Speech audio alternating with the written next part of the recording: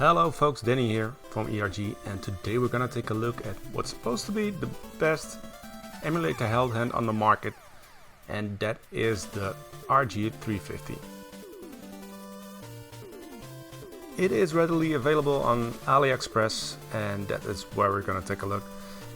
As you can see, there are 3 different tiers you can get, or they call it kits, and that is without a SD card. You can get it with a 32 gig SD card and a 64 gig SD card. And the thing is that these SD cards are filled with emulators and ROMs, so the device comes pre-filled with ROMs. I highly doubt that it's illegal, but yeah, let's just wait and see what we're gonna get, if this really is pre-filled and stuff like that. I'm going to order this, and we just have to wait a month or 2 and see what we're gonna get. And here we are, about 2 weeks later, and we got it in the mail in a not too exciting box, but well, let's take a look at the box first.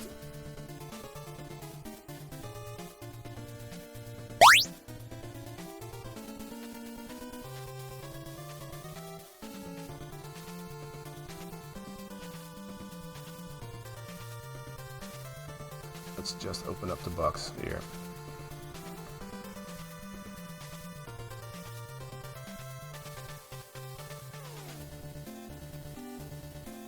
Let's take a look at the manual. Manual 1. Extremely small sized letters, and I'm middle-aged already, and this is just too small for me without reading glasses. I can see this is Chinese though.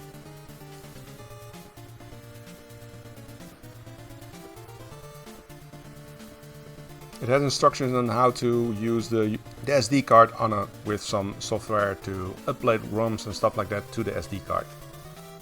But I bought the 64 gig version, so I think I have enough ROMs on there already. But it's nice to know that you have the options to add more stuff.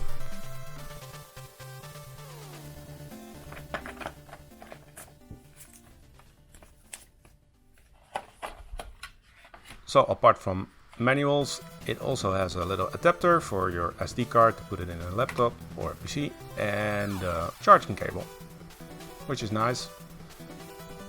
It is a CUSB charging cable. The console has a 2500 mAh battery, so it should have a decent battery life.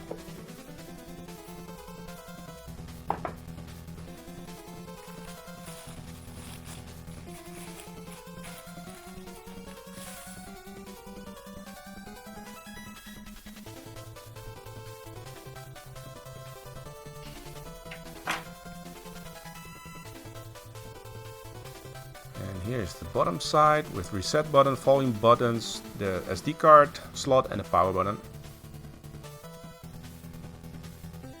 And here's the other side, and it has the HDMI connector, and I'll come back to that later. And 2 USB ports, which you can use to hook up additional controllers.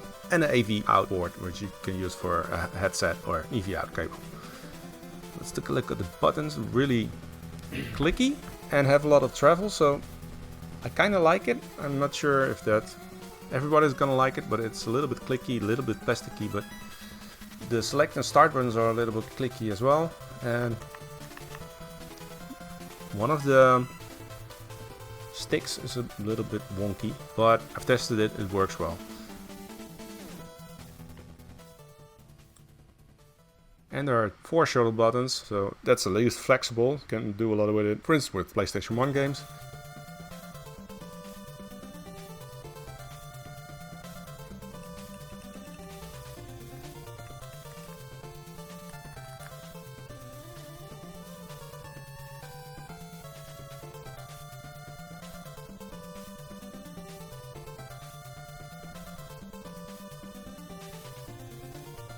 Well, it's all pre-installed, no setup or anything, and we're greeted with all sorts of apps.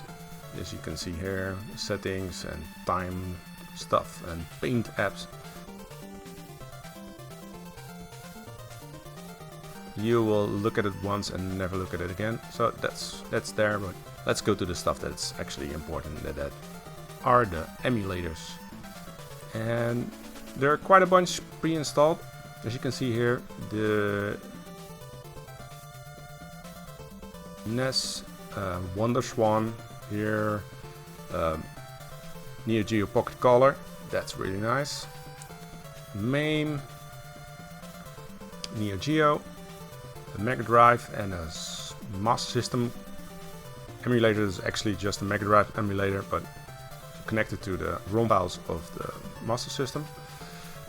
And there's also,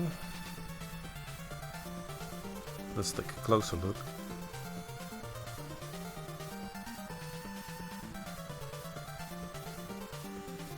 Also a PlayStation 1 emulator and PC Engine emulator, so that's pretty cool. Let's just start with the Genesis or Megadrive emulator. This Genesis Plus GX is tied to the Master System ROM folder, basically acts as a Master System emulator. Let's try a random game here. In this case, Chase HQ.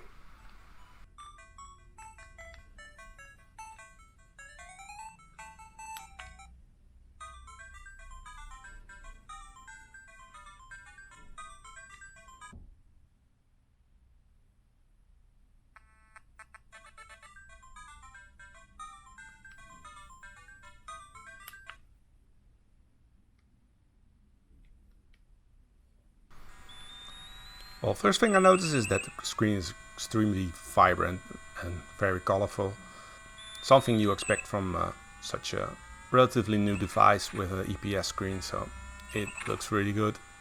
And the D-pad is really nice. Although it looks a little bit shabby, it really reacts very good also on the diagonals, which is most of the time a big problem with those knockoff retro controls, stuff like that, that the diagonals don't work well, and especially shoot 'em ups. This one works really well. I think it's actually the selling point of this device, along with the screen.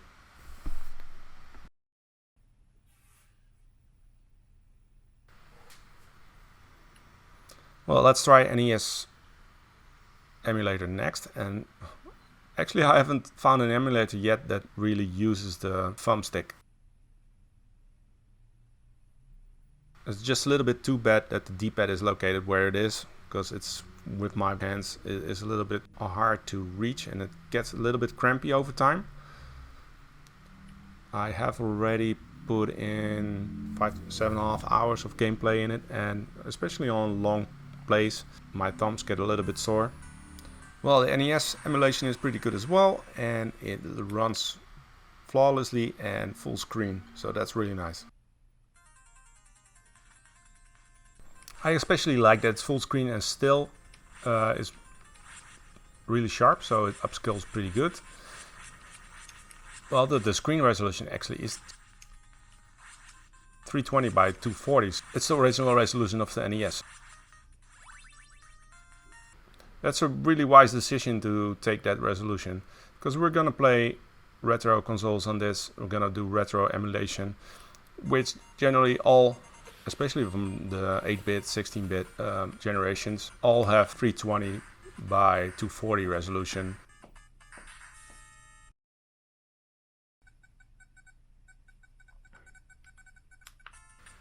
Well, I can conclude that the RG350 runs NES games really good. So let's just take a look at the RoboCop for NES and then switch to the next emulator.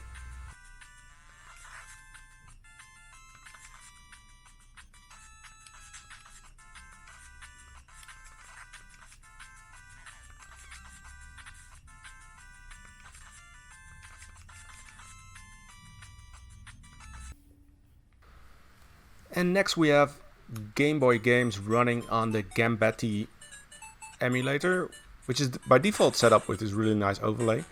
I like it very much. It looks pretty realistic actually with the classic Game Boy setup. And it runs fine, and the D-pad again is really good for these kind of games. There's a dual button layout, so you can use either A, B or X, Y as buttons. And I have one of my favorite Game Boy games running here, Super Mario Land 2, the 6 golden coins. And yeah, it pretty much reminds me of playing it on a classic Game Boy, but with a backlit screen.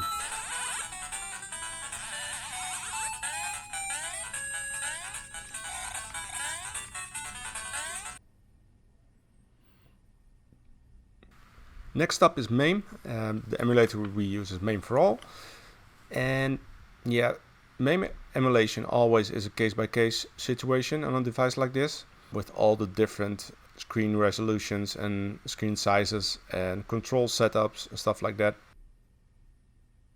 I'm just gonna pick one random game. And we're gonna go for The Simpsons. And I'm gonna choose The Simpsons because that is one of my favorite arcade games.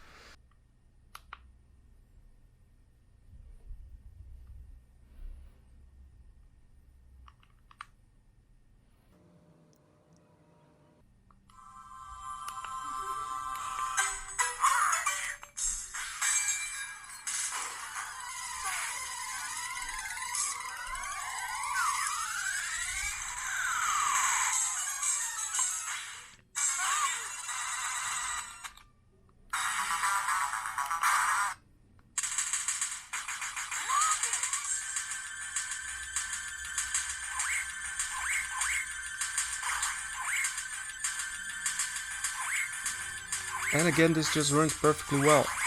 And you can actually use the thumb stick as a control setup and the D-pad at the same time. So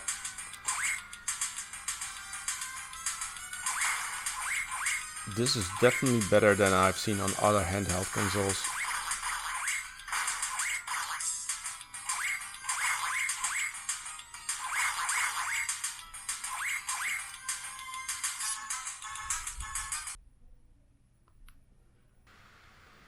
I just couldn't make a review of this device without looking at one of my personal most beloved handheld systems, the Geo Pocket Color. And excuse me for me wobbling around with the device like that, because it's a little bit hard to see the screen with a camera in front of it. So yeah, it runs the games, of course, 100% in the correct screen proportions, and it looks awfully close like the original console, but with full color IPS screen. And Gal Fighters is a really nice game.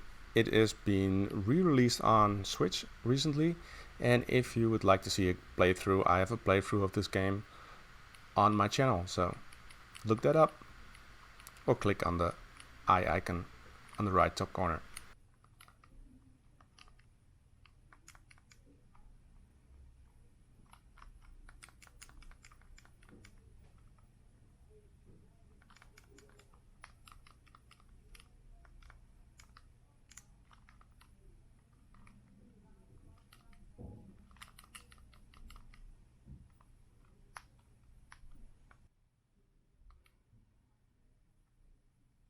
And lastly, we're gonna take a look at the Neo Geo MVS emulator.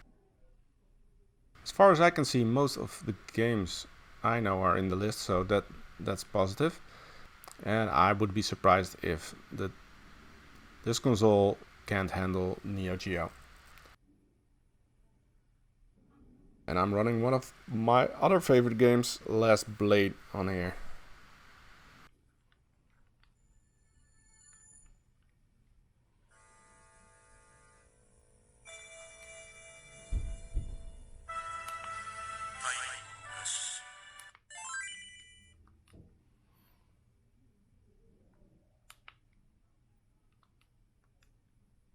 This game looks amazing on this device. The vivid colors that it's probably known for as well, because it looks just really good.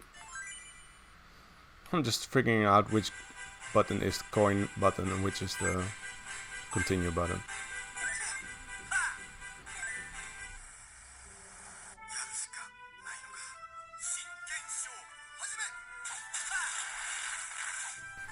but look at the vivid colors. It looks incredibly good on an IPS screen.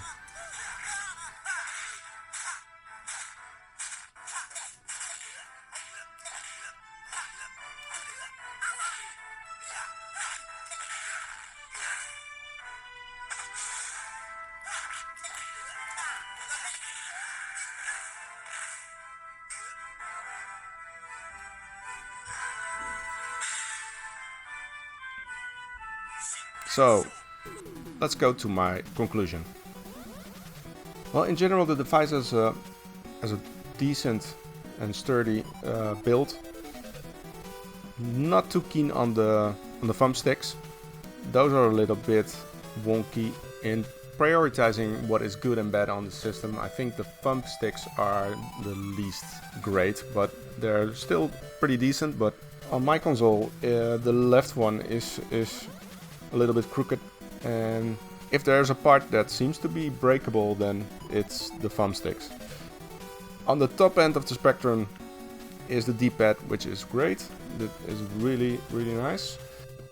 And on this model, the ROM set that has been shipped with it is pretty much complete. I don't see anything that I need to add to it. So yeah, for me the system is good to go straight out of the box. And the screen for me is perfect. I haven't tried additional controls because I don't have CUSB controllers. So I have no controls that I can use with it right now. One of the biggest disappointments of this console, and that really irks me, is that there's a HDMI out port on it, an HDMI mini out port. And the system does not support HDMI out. So while this was shipped to me, I was frantically looking for a new HDMI mini to HDMI regular cable. And I made a little bit of a mistake there, so I have to order it 2 times. I spent about 25 euros on cables. In the end, to find out that the port just doesn't work, it's disabled. And that probably has something to do with the resolution that the system runs. And there is no way to upscale it on the software, so maybe they had the ambition to work that out, but just figured that it wouldn't be necessary.